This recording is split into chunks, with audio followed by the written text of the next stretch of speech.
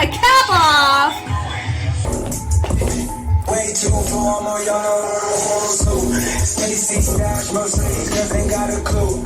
All these got me off records I produce. I might take all my exes and put them all. Hi everybody, my name is Jessica Holyfield. I'm a professional dancer, professional dance choreographer, and dance educator based out of the southeast of the United States. And we're taking a look at DINO'S Danceology. I am going down the pipeline trying to stay in order of what he has to offer dance concept-wise. So this is going to be Sicko Mode. This is Skrillex remix, Travis Scott and Skrillex. Have not seen any of these, and this one is of no exception. I'm definitely excited to take a look. I do know that sometimes they're very elaborate in concept, and sometimes they're more just in the classroom vibing out. So I can't wait to take a look. Outside the show.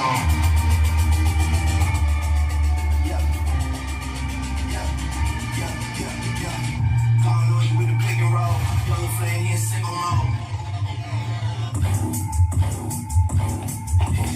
Way too formal, y'all know Stacy Stash, mostly, cause ain't got a clue.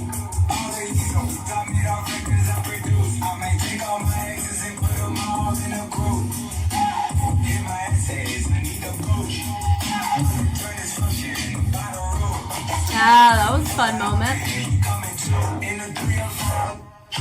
I like that. I like that hold out there. Take the cap off!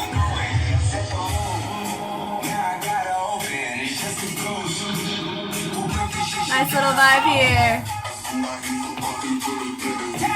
I like being able to hear his steps. He still steps pretty quiet for the sake of how aggressive he's hitting. Not gonna lie, impressed by that.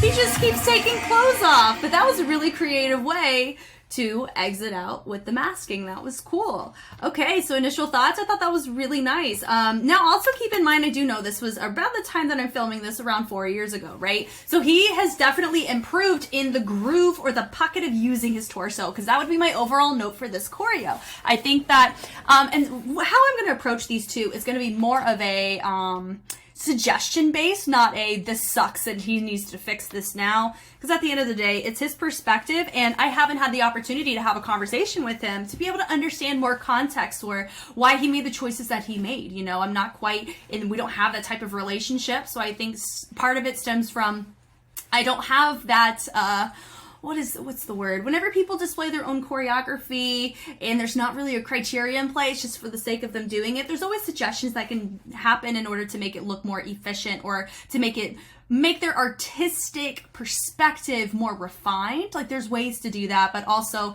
it's just there's a balance with that. So going from the top, I'm lowering it to 0.75 because these are really short in tidbits, and I don't want to have to like pause it per second because there's a lot of information I have to look through. So he's just kind of setting up, vibing out, so we kind of know where he's starting it up. That little boom, boom didn't really do anything there. You can tell exactly where he starts because the boom, boom, very defined positions where he starts. You hear that boom, sh, boom, sh. He just kind of hits it, but he doesn't actually hit it with the same intentionality that he hits here. That's how you know this is the official choreo start. The beginning was just more of his setup, getting himself revved up and ready to go. From here, as he sets it up, I love it how he sets it up. That was so freaking clean. I'm at a 0.75, and it was very clear exactly where he wanted all of his movements to go. Very impressive. I could tell he's using his back, not just his arms, because your arms have a sense of speed limitation. When you do speed changes or you're trying to do things very quickly, you want to think about your uses of your back. A great example of this, funnily enough, is Hot by 17. There's a certain section in Hot, and I believe it was Hoshi is in the center during the dance break of the first course. This part, and they bring it around. That part right there. So I had actually learned that already. It's on Patreon if it's not already on here. Where you have to use your back in order to keep your arms straight. Your arms, it's really difficult to get your arms to hit those angles that quickly. So using your back, it's a way stronger muscle group.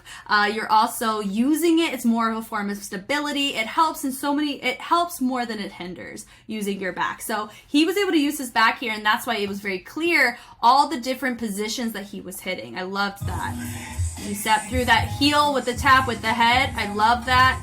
So he is vibing a lot into the side-to-side sway of his weight as he goes, and then he hits it down. I do like that, but it still goes back to we're not really seeing a lot of this chest and hip utilization in this. In some of these rocks, I feel like if he invested more of the isolation of the ribs or the chest into it, I feel like the range would look a little bit more defined, I think, and it would match the aesthetic of the track a little bit more. But remember, at this point, it's like 4 years, you know, it's like 4-year difference. I was dancing very differently. If you look on my YouTube deep enough, you will find the 7 years ago Jess, bless her heart. I may have to do a reaction on just talking through and kind of, burning myself a little bit, you know, but I was as good as I could be at that time, and I am how I am now because of the training and perseverance I've put in. So I understand both sides. He is definitely a way more fluid and innovative mover in this day and age, so I'm excited to kind of work through and see where he is from where he was, where he is now. But that's still my one note, noticing that his torso is a little bit more locked up. Even there, boom, you know, it really could have been a more captivating if it was a little bit looser at the forefront. I love that. Doom, really cool to see that switching of the feet, having those arms nice and pressed from here. I love that switch off with the heels. So he does do that kickball change. This is the second time we saw him do that there, but how he gets out of it context-wise, the second time is really nice. He's popping more into this tense groove, vibing into that body roll. Notice that, into a really tense shift of his body to a different direction change. Setting it up over. Jacket really helps. I love that. Ding, ding, down. And then he's about to set it, bring it around with the hits. Boom, boom. I really think that could have been a lot bigger, but it goes back to my main point. If he was using his torso a little bit more effectively, that could have made that really pop off, you know. So I love that toss around. Love that hinge around. Doo-doo-doo-doo. That was a fun moment. He threw it, throw it around. Great traveling over, and he hits it. Oh, the top off. He took his top. That's all, his top of his hat off. I love that. Setting it back up. Setting up in vibes and aesthetic. So I don't believe he had any choreography here. It's just kind of vibing out, enjoying himself, just like he did in the very beginning before we saw his definite choreo. So I don't think he had choreography here, but he had vibes. Now going back into part 2 of his choreo. 1, 2, 3. That's a really good example of, notice that he's only kind of spreading his feet out to about shoulder length apart. I would say, and this one's a little bit further out, if he did elbow length, so if he really spread it out a little bit more, or he mostly, actually his legs are fine. I think if he dropped his hips a little bit lower, I think that would have really read more aggressively and more grounded. And also notice, I think he's carrying his way more towards the balls of the feet, more so towards the middle of the feet. That can also affect that as well.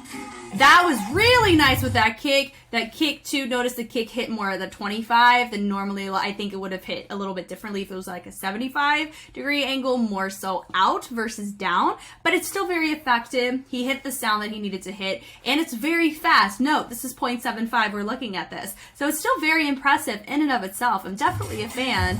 He rolls through with a nice little row with that reverb, boom, and then he projects himself forward to finish it off. Boom, I love that as he finishes out. That was nice with a triple, boom, boom, boom, as he hit. Really intentional with how he chooses to use his bases. That's something I'm noticing. I've noticed about him when he dances with 17, when he is featured, as well as when I'm seeing him here. This is technically my second DINO'S Danceology, but by the end of it, I think I'm going to have the same feelings and sentiments. I really like how his body interprets the bases of the choreography given to him or the choreography he presents. I like both. He turns it around, takes off the jacket, throws it to the camera. Really great way to showcase DINO'S Danceology. So I like that one. That one was really enjoyable. I think, honestly, I may have to make a little list of my preferences of his stuff, because I have of quite a few more to look through, and I know that some of these are probably going to be some of my favorites that I've seen of Dino just in general, so it's going to be really fun. But I think this is definitely, for 4 years ago, wonderful. This is great. Thank you guys so much for watching. I hope I was helpful in some way, and if you want to see more 17 content, DINO'S Danceology content that may not be on YouTube, it is probably on Patreon, because like I've mentioned, I have marathoned through the entire 17 catalog, and I mean everything. If there's a dance practice, I reacted to it.